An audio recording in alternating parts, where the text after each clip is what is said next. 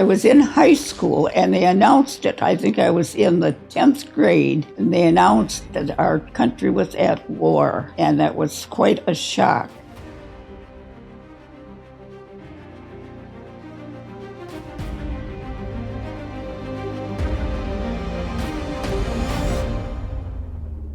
Welcome everybody to the Warrior Podcast. I am your host, Frank Lardino. Today we have a super special guest. She's about to turn 100 years old. Her name is Muriel Whitman. She is one of the original Rosie the Riveters. And Rosie the Riveter was an iconic figure created in World War II to show women's contribution to the war effort. Many of our women were engaged by the government to go help the war machine and to take the jobs that the men who went to battle normally held. And today, welcome Muriel Whitman to our podcast. This is a great honor for me to have you on. Thank you. And I want to talk a little bit about where you were born, a little bit about your childhood, and take us through a little bit of your life. Okay. So tell me about your parents first. My parents, my mother's name was Ora, O-R-A. Her maiden name was Gerton, and my last name with my father was Farley, George Farley, and we lived in the little village of Garden. What were the nationalities of your parents? My mother was French, Canadian French. My dad was a lot of a mixture, part Indian, part French, different things. Oh, interesting. But I had an Indian card growing up because he had enough Indian in him that we were tribal members. Oh, interesting. So did that afford you some kind of benefits? What did the card do for you? No, he didn't get any benefits, but later on in life, I did have an Indian card, and when I became old, I think I got a little pension. Oh, okay. Interesting. Yeah, my son was in the Marines, and he has a friend who's 100% Native American, and he does get a stipend from the government because of that, which I believe my grandfather on my father's side, I think, was half. So when it got down to me, of course, it interesting. wasn't very much. So but enough that I did get the card. How many kids did your parents have? How many? My parents? Yeah. How many kids do in my family? Mm-hmm. 6. Wow. Mm-hmm. So where do you fall into birth order? I was right in the middle. I had 2 older sisters, and then it was me, and then another sister, and a brother, and another. The brother was the very youngest, I think. Okay, so in the big families, usually the older kids think that the baby of the family got more privilege and stuff. Was that the case with you guys, or no? I don't think so. Actually, I was always considered a very good worker. I had a sister a little bit older that she wasn't a very good worker, so it seemed to me I had a lot more duties to do than she did. Mm-hmm. Gotcha. Yeah. Although we got along very well. I mean, there was no problem. Okay. So, and you were born when? I was born February 3rd, 1925. And you're going to be 100 on February 3rd. Yes. In a couple weeks here. Yes. A week, actually. That's awesome.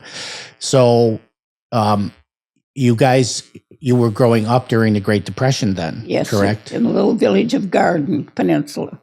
And that is in Michigan? Yes. Okay. So, would you say you came from more of a lower middle class or a poor family? Poor family. We were very poor as children.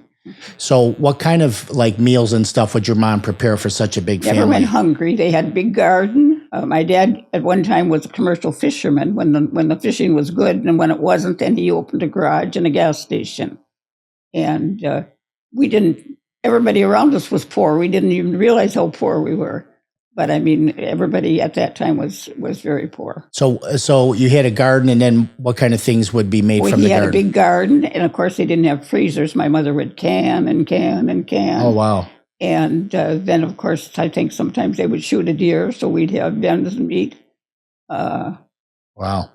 So you talked about no freezer and stuff.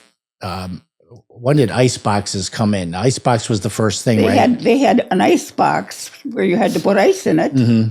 And of course, that didn't last very long. They had to replace that ice all the time. did you have somebody deliver that ice, or did you have? Oh gosh, I think they probably went someplace and got Yeah. it. I don't remember that. I was just a child at that time. Yeah, and I'm going to tell the people who are watching, who you younger people don't know what an ice box is.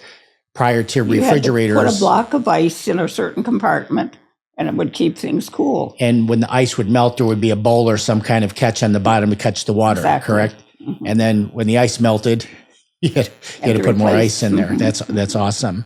So then, did your father have a car back then? A what? A automobile? He always had an old truck, a pickup truck, which wasn't very big for a family. I mean, sometimes if we went someplace, we kids would have to ride in the back. Yeah, which nowadays they would be all icked out if that happened, because you got to We be didn't go both. very often, though. They didn't do a lot of things. No. Okay, so tell me a little bit about your grade school.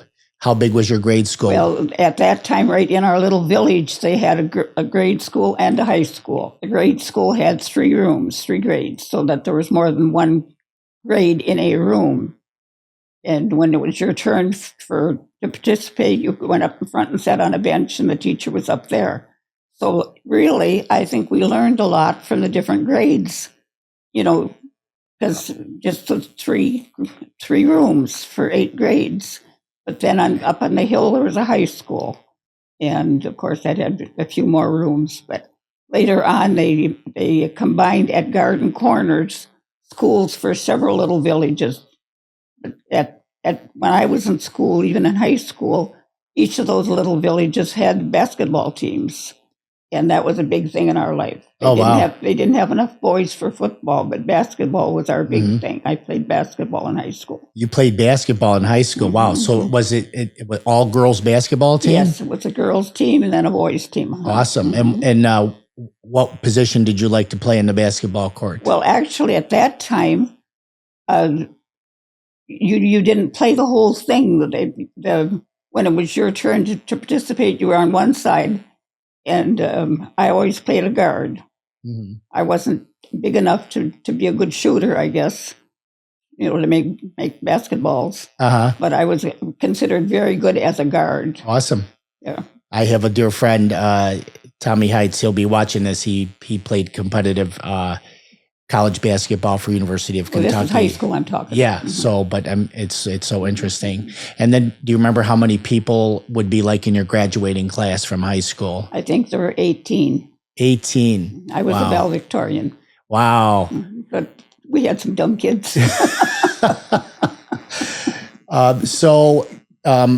I came from a big high school. My wife came from a small high school, and it seemed like the kids at the smaller school were a much tighter group of people. Like they knew each other and stayed in touch with each other whole life. We knew everybody. Yeah. Yeah. You knew everybody in town. Yeah. Yeah. Awesome. So,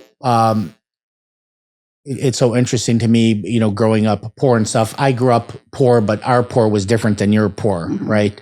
So, you're getting through high school, and then that's when World War II started, Yes. right? Yes. And then how did you find out that? I mean, you didn't have a TV set or anything back then, obviously. So how did you find out World War II had started? Well, we had radios. Radios? Yeah. Actually, right from high school, I had 2 older sisters that were working in Detroit. And I went to Detroit and worked in a factory until I saved up some money, and then I went to business college in Ypsilanti for 1 year. Awesome. So let's talk about the factory, because I read a little bit about you, and I don't know if this is true, but it said back then you were making $50 a week. I think so. Which would be a lot of money back then. Oh, my goodness, I guess so. Yes. But the 3 of us had an apartment together on Lillibridge on the east side of Detroit. And we had to ride the streetcar to get to work, So your older sisters were already there, and yes. then you My came. My oldest sister was a beauty operator, and right out of high school, she had gone down there to take up to be a beauty operator. What is that? A beauty operator? Well, they fix people's hair. Okay, gotcha. Yeah, there was a couple in the family that lived down there that took her down there, and she lived with them, and went to beauty school till she got a license to be a beauty operator. And so she was still down there when I went at first. Later, she moved back to the Upper Peninsula. But yes, that's how I got down there. So did you go right out after you graduated high school? Yes, I did. Uh-huh. And you wanted to go to college, but I really wanted to, but of course they couldn't afford to send me to college. No. So your plan became to save money and then to go to college, correct? Yes. Awesome. So, but I only went to 1 year to business college, which is a big deal. Cleary College in Ypsilanti. So you said you took a streetcar to work. How long was that? How long of a ride was it?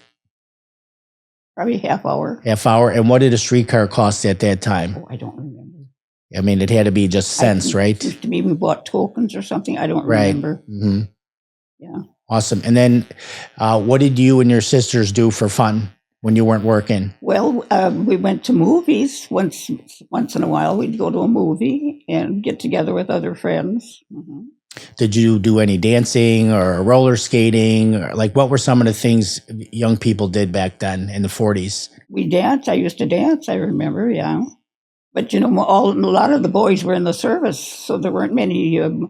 When I first went there weren't many young men around. Mm-hmm. But once when I went home for an Easter vacation to Garden, my little town where I grew up, they had dances in the town hall there. And some boys from Manistee came down, and one of them just got out of the service, and I ended up marrying him. He followed me home that night, and then he followed me back to Detroit because that's where I was living. And we dated down there, but we eventually got married. That's interesting. So do you remember the very first meeting? Did he ask you to dance or? Yeah, I think he danced. There was a town hall in town that had a dance. And I think he walked me home then. Yes. Uh-huh. Wow. Mm-hmm. Yeah. Dating today, they meet each other on the computer or their phone, and they have many conversations before they ever see each other in person. Isn't that crazy? He was coming on too fast at first, and I wasn't very interested. But then we did end up getting married, maybe a year later or so. Okay, so let's pick up you after you worked in Detroit and lived with your sisters, and then you went to business college, and then for 1 year. Okay, and which college was that? Cleary College, in Ypsilanti. And now your husband to be, had you started dating already? What stopped you from finishing the business college? That's what I wanted, was 1 year just to learn to do typing and shorthand. At that time, it was shorthand in bookkeeping. And when you got your speed up to a certain thing, you were done. Oh, okay. And I mean, I probably went a year. I don't know if I went a whole year even, but then I went back to Detroit and worked. I worked in an investment house called First of Michigan. And I've been interested in money ever since. And what did you do there? I was just secretary and typing and short. At that time, it was shorthand. Mm-hmm. And I actually took shorthand in high school too. Believe it or not, I don't even know if they teach it anymore. But so then, just by being in the office, you learned a lot about money and finance and stuff. Correct? Well, I don't know. I just on my own. After I got married, I started investing in things. Yeah. I was interested in investing. Like what, for stocks, real estate? What did you like to do? Stocks and bonds. Interesting. Mm-hmm. I want to backpedal a little bit to the Depression era. So I didn't live during the Depression era, but I was raised by my grandparents who were Depression era. Mm-hmm. And I used to say they didn't waste anything. Nothing went to waste. No. You saved everything, correct? Yeah, no. In my culture, my Sicilian culture, we didn't have salt and pepper on the table. We had a brick of cheese and a cheese grater, okay? And the brick of cheese was wrapped in a piece of foil. And I always said, that foil's older than I am, because foil was expensive and they just kept reusing it. It had so many wrinkles in it. It had to be 15 years old. And I learned through being raised by them to be resourceful. Everything has value. My grandpa used to get meat from the butcher wrapped in the white paper, and then he would cut the white paper into sheets of paper, and that's what he did all of his household accounting on. So nothing got wasted, and that's kind of the environment you grew up in, correct? Exactly. You didn't waste anything, no. I wanted to get a little bit of your mindset when you heard about the World War starting. I mean, you were a teenager. Were you scared? I was in high school, and they announced it. I think I was in the 10th grade, and they announced that our country was at war, and that was quite a shock. Mm-hmm. And some of the boys that were old enough quit school and joined the Army to go and fight in the war, mm-hmm. and 2 of my classmates that I knew close got killed. As this 10th grader, were you thinking like, man, this is really bad? Did you get scared? Did you think like... Yes, it was quite a shock to all of us. Yes. Some of the kids were crying, and yeah. And then through those years, because I know a little bit about World War II history, our government had ration stamps, correct? Didn't everybody get ration stamps? Yes, they did. And those were to get food and stuff, correct? Exactly. And I also know that the auto manufacturers didn't produce any cars during some of those war years because they converted the factories to the war effort. I wasn't into that, no. Yeah, but there were no cars being produced somewhere between 1941 and 1945. There was no auto production whatsoever. Everything was Jeeps and tanks and airplanes and stuff like that. We had quite a sheltered life in our little town. I mean, it was a very small town. Mm-hmm. We lived right in the middle of town. And of course, they had a couple grocery stores. In fact, one of my dad's brothers and brother-in-law had the one grocery store. So apparently, from what I hear later, when my parents had no money, they could charge things until they could pay. They always ended up paying because it bothered them a lot when they had to charge. Mm-hmm. But if they were, for necessities. When they had to use credit, that wasn't a credit card. That was just their honor, right? They would write it down on a slip. Or they had. I think they had a file with your name and yeah. Yeah, that's so interesting. Well, yeah, they kept track of it, of course. And then your parents. How many years were they married total? Do you remember? How many years? Mm-hmm. Well, my dad died when, a long time before my mother, but then we were married a long time, of course, yeah. And then your mother... My mother was, I think, only 17, she said, when she got married. Oh, wow. Mm-hmm. And then you had all those kids and stuff. That's interesting. Mm-hmm. My grandmother was married at 16, and she had 10 kids. So just such a different world back then, Okay, so now you started dating, and then you got married.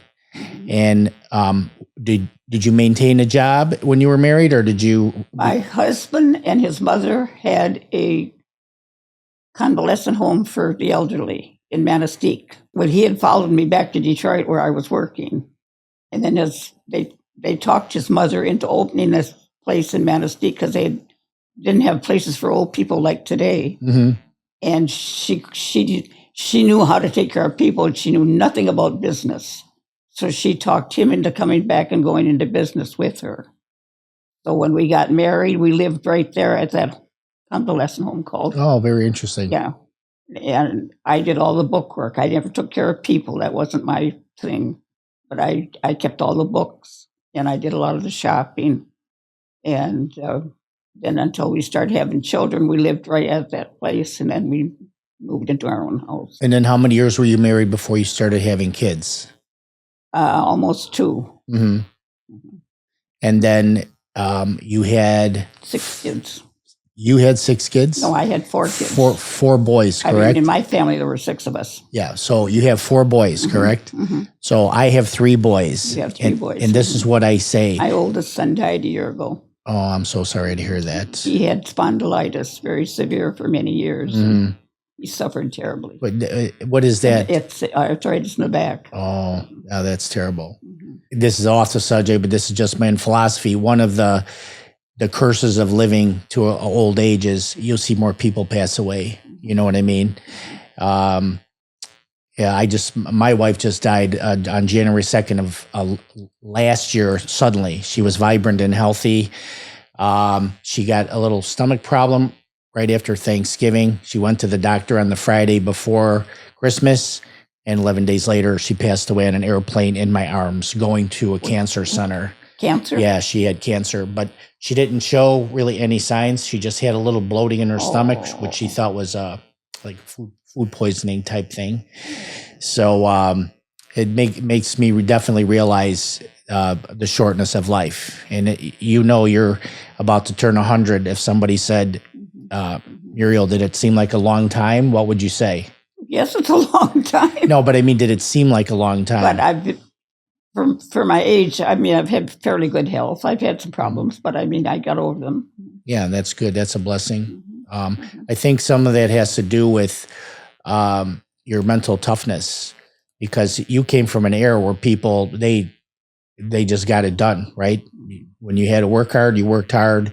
You didn't complain. I was not a smoker. Now, my oldest sister smoked, but we always said she just played with them. But the next sister smoked heavy, and she died a long time ago. But I never smoked.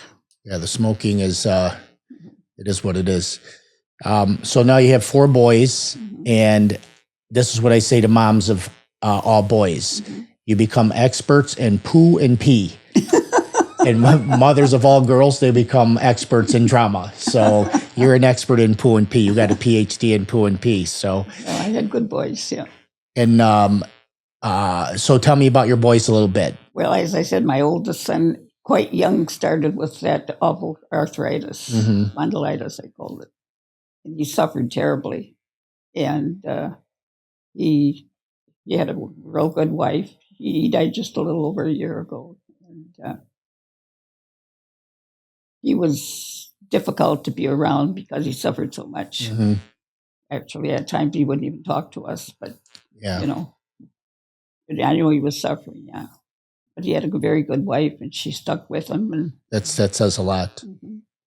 Yeah, and then my next son, of course, he got married young, quite young. He had started college, and then, of course, he ended up getting married young and had 3 kids. They've all done very well. Awesome. Did you think he got married too young back then? Well, at the time I thought he was 19 and the girl was 17, I think, and I thought that was pretty young. Yeah. Yes, but he's done very well. Business-wise, he's been in business and he's done very well, yeah. And you got 2 more boys. Yeah. One is sitting with us right now. That's your third, right, Jeff? Jeff's always been a salesman. He's a good salesman. He's always been in sales. He's done well. Yep. He sold you on doing this podcast. So thank you, Jeff, over there. Thank you. Well, here you are. I didn't know you were there. You've done well. Yes. But he's always been you always liked selling, even as a kid, didn't you? Yeah. Yeah. And then Wayne, we tease Wayne. We think they gave us the wrong kid. He's so different than his brothers. He's a very serious type. He's the only one that finished college. And actually, I think money-wise, the rest of you all done better than he does. Yeah, well, it's about happiness, I guess, not necessarily the money. No, and then grandkids, obviously, you have a few grandkids. Oh, I got how many grandkids do I have? Nine grandkids. I think 11 great-grandkids and 5 great-great. That is amazing. Yeah, I have two grandkids and 2 on the way.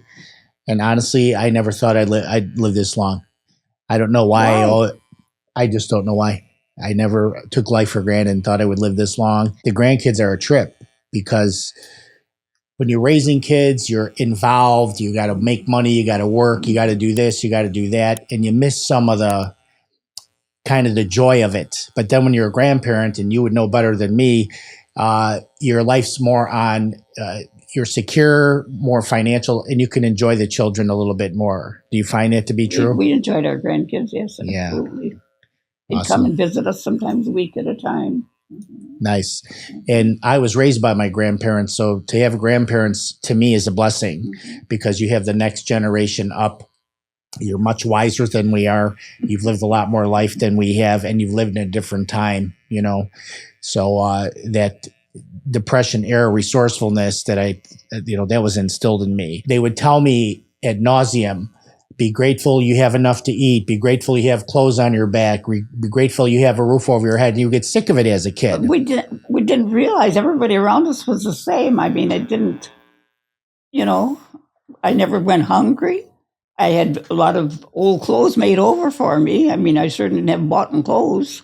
They'd make us clothes out of other old clothes.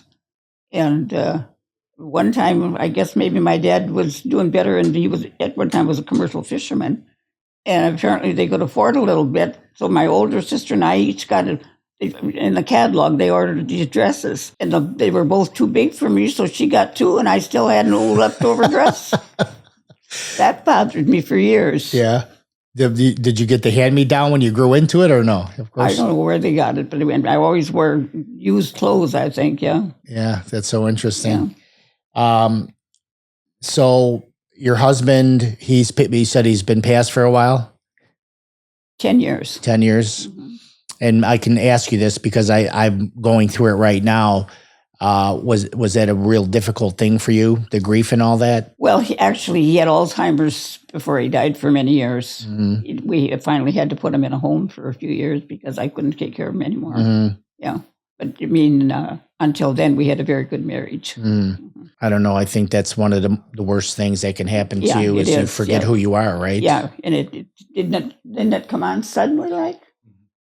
It was really, really difficult. And we kept him home as long as we could, but he'd run away. Yeah. I had to call the boys to come and find him because we never knew where he was. Yeah, that's something. So, so you were kind of preparing yourself for it, right? Because we had the illness that... Oh, yes, yes. Uh-huh. And then I don't know how you look at it, but I look at it sometimes as when your loved one is very ill and suffering, it's almost a blessing when they pass. Well, probably, yeah. Like your son, for instance, was in a lot of pain for a long time, right? Say it again? Your oldest son was in a lot of pain for a long time. Oh, he suffered terribly. Yeah. And that's hard for everybody because you suffer with him, but right? He was in business for himself, and he did very well. I mean, he had an excavating business, and he actually started on our property selling topsoil and fill dirt and stuff. Mm-hmm. And eventually, then he bought that. But he did very well financially. You had 4 kids. Mm-hmm. They all turned out to be good human beings, right? I think so. And that to me that's the measure of success. We had 2 real close, like 13 months apart, and then there was a span, and then the 2 more were only 11 months apart. So in 8 years, I had the 4 little boys. Wow. Mm-hmm. So back when you were giving birth, did you give birth in a hospital now? Oh, yeah. So I don't imagine they gave you any epidurals or any pain medications, right? I don't even think they had them back then. I don't even remember. Yeah. So I mean, I apparently didn't have real difficult births. I would have known. Do you remember what your heaviest baby was? My last one. Yeah. Yeah. Wayne was the biggest one. Yeah. That's fun. Do you remember how much he weighed? Were close to 9 pounds, but he was closer to 11, wasn't he? Holy cow! 11 pounds. And how tall are you? Well, I've shrunk. I used to be 5'5", and now I'm. And you're popping out an 11-pound baby, so it's awesome. Yeah, I know about shrinking already. I'm only 60, but I think it has a lot to do with your feet too, because your feet have arch and then they flatten out and you go down like that, and then your joints wear out, which I know because I have 2 hips. I don't know what you're talking about now. The arch of your feet. Oh, my feet. As you get older, they fall, and then that makes you get shorter a little bit. Just from that. I mean, I know I'm much shorter than I was. I was never tall, but 5'5". Now I'm probably. And then, how tall is the tallest boy? David was probably close to 6 foot. Wayne, I think, was the tallest. Yeah. Oh, maybe Wayne. How tall is Wayne? He'd be close to 6 foot. Oh, he's more than 6 feet, I think. Okay. I think he was 6'1", maybe. Okay. And then how tall was your husband? Dad was, he wasn't quite 6 feet, was he? No, 5'11". Maybe. Yeah. Probably an inch shorter than that. So let me ask you, we're going to completely shift gears here, about your faith. Are you I'm Catholic. Catholic? And I grew up always been Catholic. Mhm. And would you say you were a religious Catholic, like Yes. disciplined, going to church and everything? Yes, until I got in this place. Yeah. Yeah. So Oh, yeah. I was born and raised Catholic Mhm, too. mhm. So And of course, our little village of Garden, there wasn't a Catholic school, but we used to go to catechism. at the church, correct? Yeah. Mhm. And when you were growing up, how many people would you estimate were in the little town that you were growing up in? 500. And so everybody knew everybody. Oh, yeah, at that time. I've learned this because I'm up here visiting Josh and Ricky, and they're in Trout Lake, which is not too far from here. And there's maybe only 500 people there, and everybody knows each other. Yeah. And Oh, yes. everybody looks out for each other. Mhm. It's different where I come from. I come from Chicago. Yeah, well, that's, yeah. And sometimes you don't even know people who live next door to you, and they've lived Probably not. next door to you for years, you know? So Mhm. I don't know. I feel fuller up here because the energy between everybody is really good. People look out for each other. They're also very resourceful here because the environment is much more hostile with the cold and stuff. And people know how to fix things. People know how to hunt and fish. It's pretty cool. So now I want to get a little more philosophical with you. And if you were to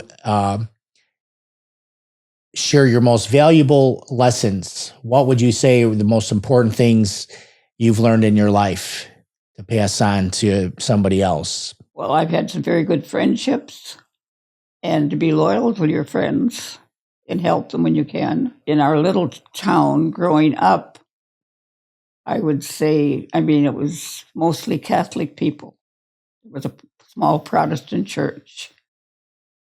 And something that I never agreed to at one time, it seemed like they didn't think people should mix.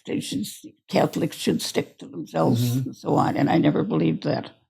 In fact, when I was just in grade school, probably 8th grade, a boy had moved to town, a family had moved to town, and they went to the Protestant church, and that boy got hit by a car.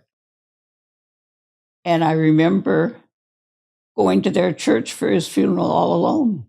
He was in my class at school. I went in their church for his funeral by myself. Wow. I never believed that, see. And I have lots of good friends of all different faiths.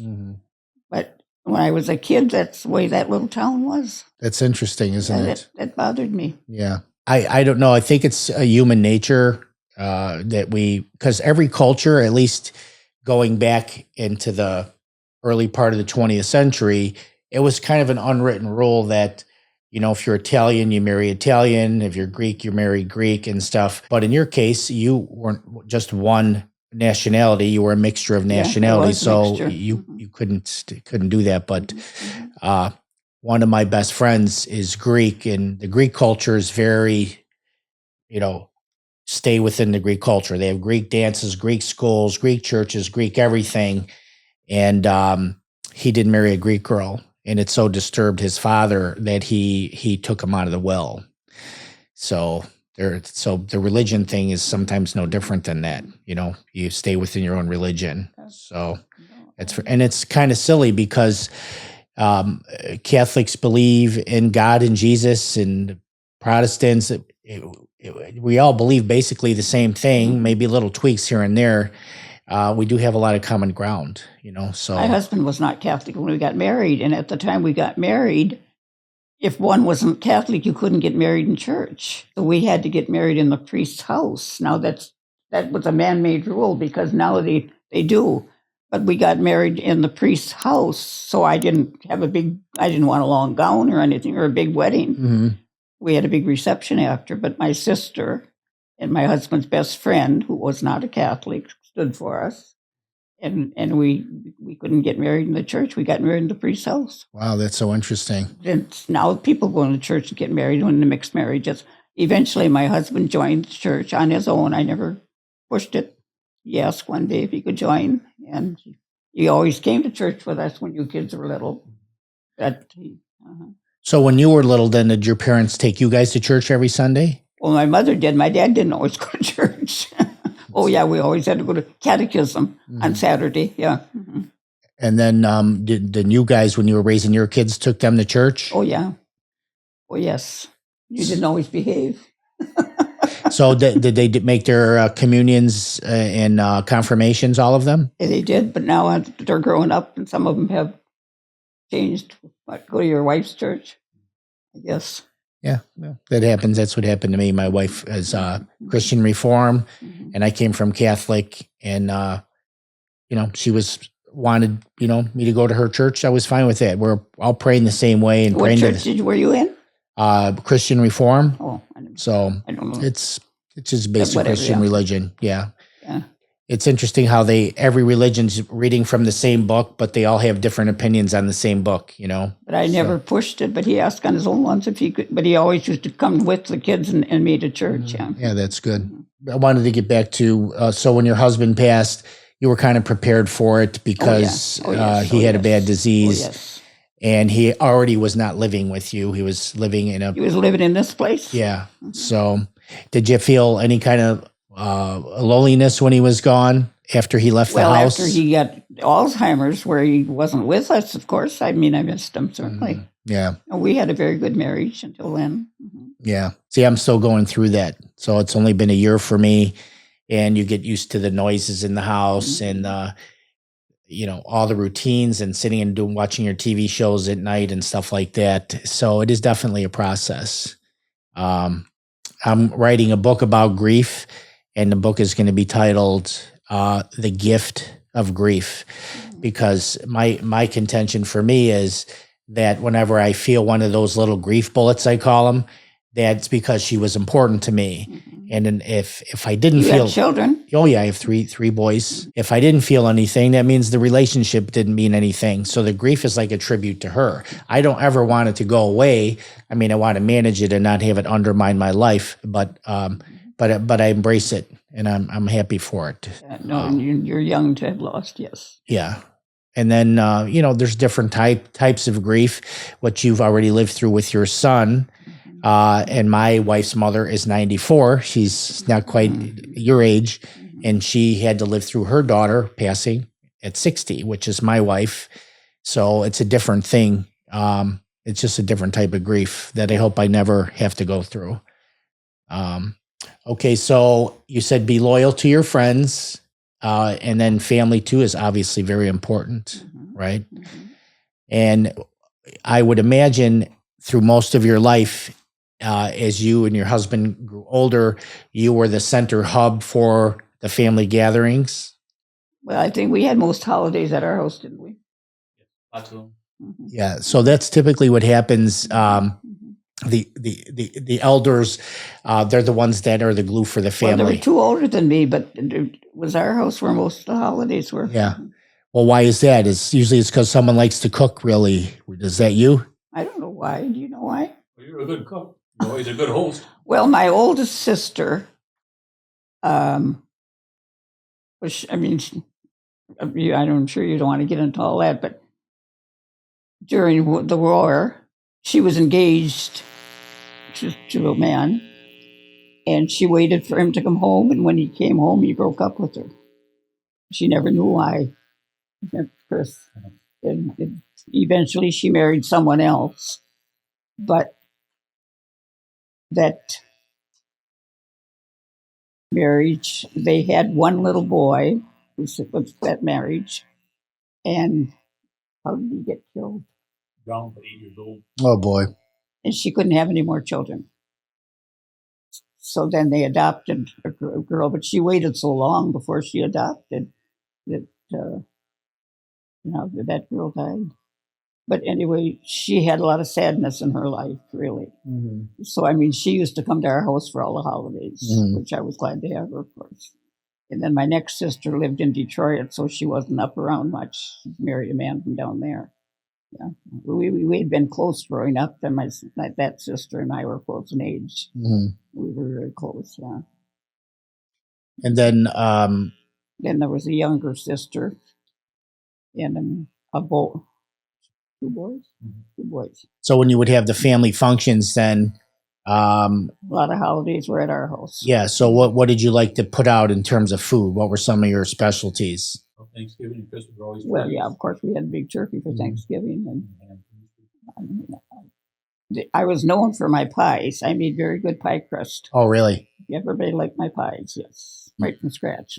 And what were some of the things that you fed your hungry four boys? What were some of your signature dishes? You could chime in on this, Jeff. Yeah, you tell them. all your Swedish meatballs. Well, I guess they like those meatballs. Yep. Uh, When we were younger, the stable was wind bologna and potatoes. I kind of liked that, and I found out that was just a cheap fast food to fill up 4 boys. I still like it. we would put the ring of bologna on top of the potatoes. It would flavor the potatoes. Yeah, boiled They down. liked that. I mean, I didn't particularly like it, but they did, yeah. Yeah, that's awesome.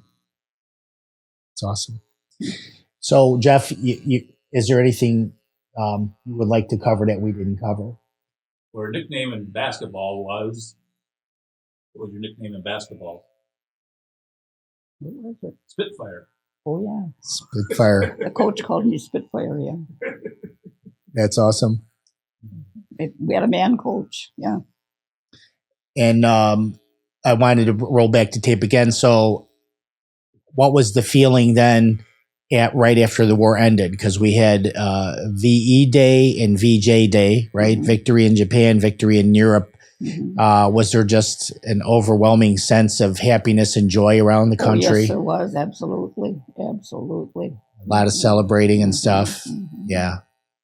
And then do you remember getting reports like on the radio of what was happening on the battlefield? Were they doing that back then? Like, you know, Well, I think so. Yeah, I Yeah. think so that they kept people up on it. Yeah. Yeah. Mhm. yeah, to me, that era was the last era where we were all together as one nation. Like we knew who the enemy was. Everybody came together. Everybody sacrificed. Mhm. They did the bond drives, Oh, and yeah, there was a big celebration when the war ended. Yeah. and didn't they ask the women to donate their silk stockings for parachutes and stuff like that? I think I remember that. You remember that or no? No, but there was a shortage on a lot of things that we couldn't get. Mm-hmm. What would be like what, like meat, for instance, and Well, I mean, no, I'm talking about more clothing and things, certain things you couldn't get. Mhm. Yeah. yeah. I wish I would have been alive during that time, just because I think, like I said, the American pride and the American spirit was never exemplified better than those times. Mhm. So, I think people helped each other. Yeah. yep. You remember see, you would have been 16ish when the war started. Do you remember when President Roosevelt passed away? Was that a big thing? I remember. Mhm. Yeah. Mhm. Because then that was during the war, correct? Mhm. And Truman took over. What about the atom bomb? Did it have any impact on people? Were people talking about that? Not to me, it didn't. Yeah. I mean, I remember hearing of it, of course. Yes. Yeah. I don't think people even understood what that thing was back then. Anything else, Jeff? I want to make sure we cover everything that, because you know history better than I do. Yeah. I like the story about the blueberries. Picking blueberries. Well, we used to go all day. We'd take a lunch. We'd pick blueberries. I said it to two older sisters, but the one was already gone from home. The next one, she, excuse me, she had to stay home and take care of the younger kids because she would pick a few berries and she'd sit and eat them. And so she stayed with the younger kids, and I was a good berry picker. I never ate one berry all the time I picked. Actually, I don't even like blueberries. But then we would go and sell them. 10 cents a quart. In you don't know the towns, but Cooks, they'd buy them and ship them out on the train, I think. Mm-hmm. And that money was, once a year they had a fair in Escanaba, a county fair or state fair. And that was a big event for us to go to that fair. And that was our money to go to the fair, and we sold our blueberries. Awesome. Mm-hmm. The money was pretty scarce. Yeah, it's something. 10 And cents. the worst part of going to the fair, all the rides, I couldn't, I'd get sick as soon as I'd go on a ride. I would look forward to going on the rides, and I would throw up and couldn't go on any rides. I still have a weak stomach. Yeah, that's funny. Awesome. Yeah. Then your mother's allowance for groceries?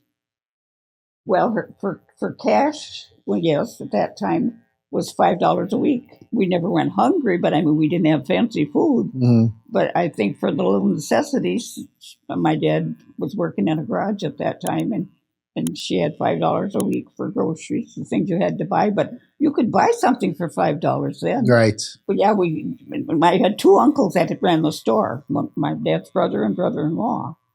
And my mother would say, go and ask Uncle Joe for a 10-cent soup spoon. Uncle Joe was good to us. He'd give us one with the meat on. Nice. So we'd stand back and wait for him because the other one wasn't that good. So if I was sent to the store, I knew enough to stand back till my Uncle Joe could wait on me. And he'd give me a soup spoon with meat on. Very nice. It pays to have people in high places, right? So very awesome. I found a picture of you when you were Rosie the Riveter. Where'd you find that? You're on the internet, believe it or not. What? Does this one look familiar to you? It's a high school picture. That's your graduation picture. My graduation picture. And there's the picture. Muriel right there, graduation picture. Where'd you find that? That's on the internet. I'll give it to you. You can have it. But I think I might even have one. I brought one for you too, the original. This one? Yeah. Oh, very cool. Awesome. That must have been my high school graduation picture, huh? Yeah. Oh. I was young once. Yeah, so was I. But it's been a true honor to have you tell some of your story. You came from a different time, and I sure did. yeah, you're able to share some good stuff with us, and I really appreciate it. Well, thank you for sharing everything with me, Muriel. It's been my honor to speak with you today. All right, thank you everybody for joining us for the Warrior Podcast. We'll see you at our next podcast, and remember, there is a warrior inside us all. Take care, everybody.